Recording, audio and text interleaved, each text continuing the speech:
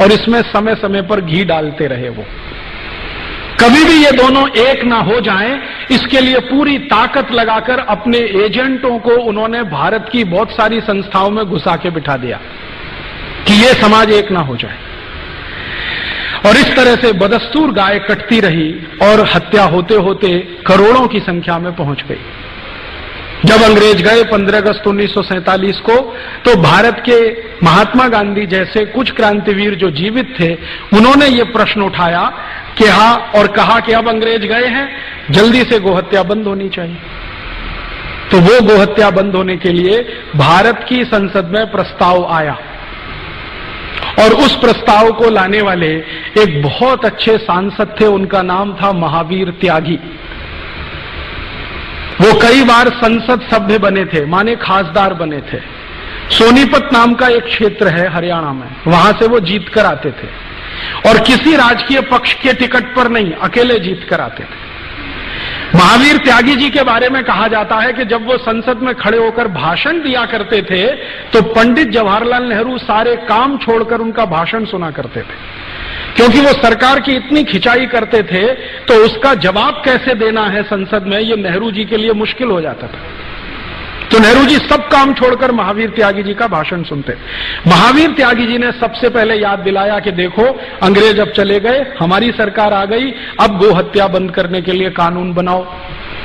तो संसद में प्रस्ताव आया, उस पर बहस हुई। महावीर त्यागी जी ने एक बहुत बड़ा काम किया कि अंग्रेजों की ये जो राजनीति थी हिंदू मुसलमानों को बांटने की गाय के प्रश्न पर, उसके सारे डॉक्यूमेंट्स पार्लियामेंट में उन्होंने डिस्ट्रीब्यूट किए कि देखो असलियत ये है, कोई मुसलमान गाय का मांस ज्यादा नहीं खाता और कोई मुसलमान गाय को कटवाना भी पसंद नहीं करता। ये तो अंग्रेजों की चाल है हमको आपस में लड़ाने की और बर्बाद करने की। तो ये चाल को समझकर मुस्लिम खासदारों ने भी समर्थन किया कि हाँ, गोरक्षा होनी चाहिए। विधेयक आने का समय आया। विधेयक के समय पर आप जानते हैं संसद का नियम यह है कि बहस जब पूरी हो जाती है तो वोट लिया जाता है, कौन किसके समर्थन में है। तो इस पर वोट का समय आया। वोट के समय में एक दिन पहले यह तय हो गया था कि भारत की संसद के मैक्सिमम एमपीज, सबसे ज्यादा खासदार गोरक्षा के समर्थन में है और मुश्किल से कुछ एमपीज जिनकी संख्या 10 भी नहीं थी वो गोरक्षा के विरोध में है। तो 10 एक तरफ हैं, बाकी एक तरफ है, तो इसका माने प्रस्ताव पारित होना है। अगले दिन जिस दिन ये वोट के लिए आया तो पंडित नेहरू ने कहा कि मुझे कुछ कहना वोट से पहले। क्या कहना है जी? पूरे संसद की निगाहें नेहरू जी की तरफ। नेहरू जी ने कहा कि अगर गोरक्षा का प्रस्ताव पारित हुआ तो मैं इस्तीफा दे दूंगा। ये बात मुझे इसलिए कहनी पड़ी कि मेरे दोस्त संदीप ने नेहरू जी का कोट किया है। कई बार हमें धोखा हो जाता है, चेहरा कुछ होता है, असलियत कुछ होती है। हमारे देश में अभी थोड़े दिन पहले से एक बहुत बड़ा मामला आया है सामने, बहुत गंभीर मामला है। वो अगर राजनीतिक लोग उसको थोड़ा बाजू में रख दें तो भी देश के लिए बहुत गंभीर मामला है। गंभीर मामला ये है कि रूस की खुफिया एजेंसी केजीबी के एक बहुत बड़े ऑफिसर ने एक दस्तावेज आधारित किताब लिखी है जिसमें उसने नाम लेके कोट किया है कि भारत के कौन कौन प्रधानमंत्री, कौन कौन मंत्री रूस से पैसा लेते रहे और रूस के समर्थन में इस देश में कानून बनाते रहे। उस किताब में मित्रोखिन नाम का वो ऑफिसर है, उसने लिखा है कि भारत में प्रधानमंत्रियों का मुखौटा कुछ होता है, कार्य कुछ होता है। ये बात आपको समझ में आए इसलिए मैंने सुना है कि नेहरू जी आजादी के पहले भाषण दे रहे हैं कि कत्ल खानों के सामने से गुजरता हूं तो मुझे घिन आती है, 1 मिनट में खड़ा नहीं रह सकता, चील कौए मंडराते हैं, मेरी आत्मा मुझे कचोटती है। प्रधानमंत्री बनने के बाद जब गोरक्षा का प्रस्ताव आता है तो वही नेहरू जी कहते हैं कि प्रस्ताव पारित हुआ तो मैं इस्तीफा दे दूंगा। क्यों? कारण क्या है? इस पे खोज होनी चाहिए कि आजादी के पहले एक कहा और आजादी मिलते प्रधानमंत्री बनते इस्तीफा देने लगे। अब उस जमाने में होता क्या था, नेहरू जी की धमकी के इस्तीफा दे दूंगा तो पूरी पार्लियामेंट हिल गई महावीर त्यागी को छोड़कर। क्योंकि उनके ऊपर इसका कोई असर नहीं था, क्योंकि वो कांग्रेस के टिकट पर कभी चुन के नहीं आते थे। तो जो कांग्रेस के टिकट पर चुन के आने वाले खासदार थे, उनके लिए प्रश्न खड़ा हो गया, अब क्या होगा? नेहरू जी इस्तीफा दे देंगे, सरकार चली जाएगी, पता नहीं दोबारा जीत के आएंगे कि नहीं आएंगे, मंत्रिमंडल में स्थान मिलेगा कि नहीं मिलेगा। ये होता है ना, आज भी होती है ना तकलीफ। अभी थोड़े दिन पहले एनडीए सरकार चलती थी, श्री अटल बिहारी वाजपेयी ने कहा इस्तीफा दे दूंगा। देखा आपने कैसे तमाशा हुआ। एक दिन ऐसा हुआ, श्रीमती सोनिया गांधी ने कहा मैं प्रधानमंत्री नहीं बनूंगी। आपने देखा कैसा तमाशा हुआ दिल्ली में। ऐसे ऐसे खासदार, बंदूक तमंचा, मैं अभी आत्महत्या कर लूंगा क्योंकि सोनिया गांधी हमारी वो प्रधानमंत्री नहीं बन रही है। थोड़े दिन के बाद क्या हुआ? वो वहां चले गए, वो वहां चले गए। किसी ने आत्महत्या किया क्या? सोनिया गांधी प्रधानमंत्री नहीं बनी, फिर भी किसी ने आत्महत्या किया क्या? राजनीति में चेहरे कुछ होते हैं, मुखौटे कुछ होते हैं। इतने सारे उदाहरण मैं आपको दे रहा हूं एक ही बात समझाने के लिए, मुखौटे कुछ होते हैं, चेहरे कुछ होते हैं। बिल्कुल जरूरी नहीं है कि कोई बात जो कह दी है उन्होंने पब्लिकली उस पर वो टिकेंगे, क्योंकि हिंदुस्तान की राजनीति का यही सबसे बड़ा दुर्गुण है। एक दिन बोलना, अरे मुझे तो गलत कोट किया है अखबार वालों ने, अखबार वाले सुना देंगे देखो तुमने बोला है, हाँ बोला है तो तुमने गलत अर्थ निकाल लिया इसका। अब कितने अर्थ होते हैं किसी शब्द के, ये पॉलिटिशियन से आप पूछिए। ये जो बीमारी है ना भारत में, नेहरू जी के समय से है, आज की नहीं है। मैं आपको ये समझाना चाहता हूं। और चूंकि ये बीमारी उस जमाने से है, इसलिए गोरक्षा का कानून आज तक बना नहीं इस देश में। जब जब संसद में कोशिश हुई, कुछ न कुछ अड़ंगा इसी तरह का। एक और उदाहरण देता हूं। 1966 में, आप में से कुछ लोग होंगे, मैं तो तब पैदा भी नहीं हुआ था जिस समय की ये घटना है। भारत के लाखों संतों ने एक बहुत बड़ा जुलूस निकाला दिल्ली में, गाय रक्षा होनी चाहिए, कानून बनना चाहिए। गांधी जी तो तब थे नहीं, विनोबा जी थे, गांधी जी के शिष्य थे। उनका आशीर्वाद लेके बहुत बड़े बड़े साधु संत इकट्ठे हुए। स्वामी करपात्री जी महाराज, जो शंकराचार्य के स्थिति वाले संत हैं, वो उन्होंने लीडरशिप लिया, गोरक्षा होनी ही चाहिए। लाखों साधु संत इकट्ठे हुए और उन्होंने कहा कि हम संसद को घेर लेंगे अगर सरकार गोरक्षा का कानून पारित नहीं करती। सौभाग्य या दुर्भाग्य जो भी कहिए, स्वामी करपात्री जी महाराज के थोड़े दिन पहले के आशीर्वाद से श्रीमती इंदिरा गांधी प्रधानमंत्री बन गई थी। तो स्वामी करपात्री जी को लगता था कि इसको तो आशीर्वाद मैंने दिया है, अब ये कैसे मना करेगी मेरे काम को। स्वामी जी को मालूम नहीं था चेहरे कुछ होते हैं, मुखौटे कुछ होते हैं। अच्छा, विनोबा जी ने भी आशीर्वाद दिया था, आपको मालूम है, श्रीमती इंदिरा गांधी को।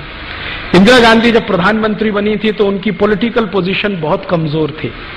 उनके सामने जो टक्कर में थे ना, वो बहुत पावरफुल लीडर थे।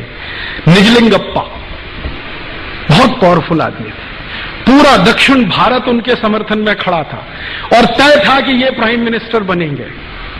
निजलिंगप्पा को अड़ंगी लगाकर श्रीमती गांधी प्रधानमंत्री बनी थी।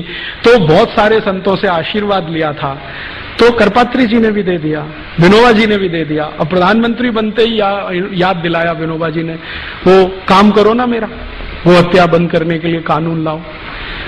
तो कहा बाबा अभी थोड़े दिन संभालने तो दो। तो बाबा ने कहा कितना दिन लगेगा संभालने में। तो दिन बीतते गए और करपात्री जी महाराज का धैर्य चुक गया, तो उन्होंने एक बहुत बड़ा जुलूस निकाल दिया। सरकार को घेरना है, संसद को कॉर्डन कर देना है, कोई अंदर जाएगा नहीं, कोई बाहर आएगा नहीं जब तक गोहत्या बंद नहीं होती। आप जानते हैं क्या हुआ? जिन करपात्री जी महाराज के आशीर्वाद से श्रीमती गांधी प्रधानमंत्री बनी थी, उन्हीं के ऊपर श्रीमती गांधी ने गोली चलवाई। और एक नहीं, सैकड़ों साधु उसमें मर गए, लेकिन गो हत्या नहीं रुकी, वो वैसे ही चली। उसके बाद स्वामी करपात्री जी ने, उनके शिष्य बताते हैं, मैंने कभी उनसे सीधे बात नहीं की, स्वामी करपात्री जी ने श्राप दे दिया और वो ये कहते हैं कि उसी श्राप का दुष्परिणाम है कि जिस तरह से श्रीमती गांधी ने गोलियां चलवाकर मरवाया था गोरक्षा भक्तों को, उसी तरह से श्रीमती गांधी मारी गई।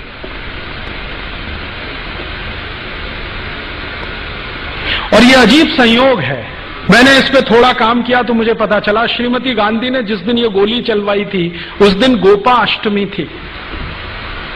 भारत में गाय के पूजन का सबसे महत्वपूर्ण दिन है गोपाष्टमी, दीपावली के कुछ दिन बाद आता है। और श्रीमती गांधी को जिस दिन गोली मारी गई वो दिन भी गोपाष्टमी थी।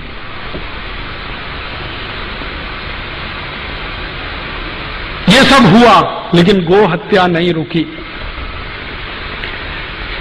विनोबा भावे जिन्होंने आशीर्वाद दिया था श्रीमती गांधी को, वो जीवन के अंतिम दिनों में डिप्रेशन में चले गए। इतने डिप्रेशन में चले गए कि उन्होंने आत्महत्या कर ली, खाना पीना छोड़ दिया, जैन संतों की भाषा में कहूं तो संथारा ले लिया, और कॉन्स्टिट्यूशन की भाषा में कहूं तो आत्महत्या कर ली। इतने डिप्रेशन में गए विनोबा जी। और विनोबा जी बार बार एक प्रश्न पूछते थे कि मैं कोई बहुत बड़ी मांग नहीं कर रहा हूं, एक छोटी सी मांग है कि गाय का कत्ल बंद करा दो। कोई बहुत बड़ी मांग नहीं है, संसद के सब सदस्य मानते हैं, मेजॉरिटी संसद इसके साथ में है। और उन्होंने कहा कि गाय का कत्ल बंद हो जाए तो ये देवनार कत्ल खाना बंद हो जाए जो मुंबई में चलता है, जिसमें 26,000 जानवर आज रोज कट रहे हैं, उस समय 11,000 कटते थे। छोटा सा प्रश्न था, नहीं हुआ और वो वहीं छूट गया। उसके बाद अभी थोड़े दिन पहले जब एनडीए सरकार आई तो बड़ी मुश्किल से एक बिल तैयार करके संसद में पेश किया गया कि गाय की हत्या तुरंत रुकनी चाहिए, कानून तुरंत बनना चाहिए। सवेरे बिल पेश किया गया, शाम को वापस ले लिया। श्रीमान अटल बिहारी वाजपेयी की सरकार ने सवेरे विधेयक पेश किया सरकार की तरफ से, शाम को वापस ले लिया, ये कहते हुए कि इस पे बाद में बहस होगी। मैं आपको ये सुनाकर क्या कहना चाहता हूं, हिंदुस्तान में गाय का कत्ल बंद हो जाए ये हमारी सद इच्छा है, लेकिन गाय का कत्ल चलता रहे उसके लिए कोई बहुत बड़ा षड्यंत्र है, वो समझना जरूरी है। हमारी तो सदिच्छा है कि गाय का कत्ल नहीं होना चाहिए, लेकिन कोई बहुत बड़ा षड्यंत्र है इस देश में जो गाय के कत्ल को लगातार चालू रखना चाहता है। जब भी संसद में इस तरह की बहस होती है कुछ ना कुछ इस तरह के सवाल खड़े हो जाते हैं। एक दिन तो मैं खुद संसद की दर्शक दीर्घा में था, उस दिन बहस हो रही थी इसी गोरक्षा के प्रश्न पर। मैं गया था कि आज देखें सांसद कौन किस समर्थन में है, कौन किस पक्ष में है। सारे सांसद एक बाजू में स्वर से बोल रहे हैं कि गोरक्षा होनी चाहिए। मुस्लिम सांसद जीएम बनात वाला ने कहा कि अगर बिल पास होता है तो पहला वोट मेरा, गोरक्षा के समर्थन में। उनके साथ दूसरे मुस्लिम सांसद खड़े हो गए, हमारी आपत्ति नहीं है, आप कानून बनाइए। अभी एक महिला खड़ी हो गई, उसका नाम है सुश्री ममता बनर्जी। उसने कहा गाय का मांस खाना मेरा मौलिक अधिकार है, उसका क्या होगा।